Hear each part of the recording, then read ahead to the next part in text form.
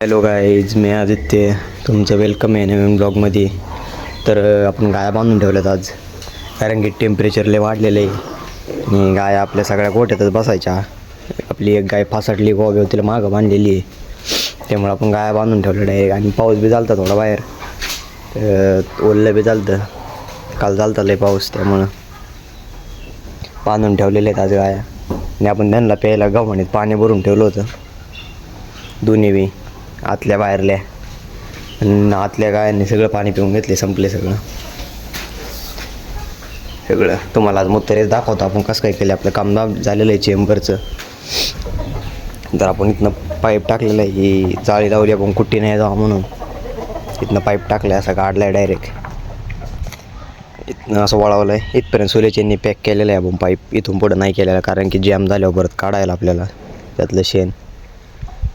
असं नेलेलं आहे, तिथं बाहेर काढलं आहे, इथनं बाहेर काढलेलं आहे. आणि इथं पुढं जाळी बांधली, तिकडून थोडीफार कुट्टी आली ती ह्यात गुतायला. ही 2-3 दिवसाचं पाणी साचलेलं आहे. आपण खड्डा वगैरे काय बांधला नाही, कारण की त्यात एवढं पाणी बसत नाही आणि खर्च बी लय होते. ते उपसायचे आपल्याला आत्ता. मोटर चालू करून नेलेली आता, एक अर्ध्या 1 तासाचा खड्डा सगळं उपसून मोकळा होईल. खड्डा उपसून झाला आहे. आपल्या ह्या सगळ्या चेंबरला किती खर्च आला ते तुम्हाला मी उद्याच्या ब्लॉगमध्ये सांगेन. उद्याच्या ब्लॉग बघण्यासाठी आपले इंस्टा, फेसबुक फॉलो करा आणि यूट्यूब चॅनल सबस्क्राईब करा. भेटू उद्याच्या ब्लॉगमध्ये.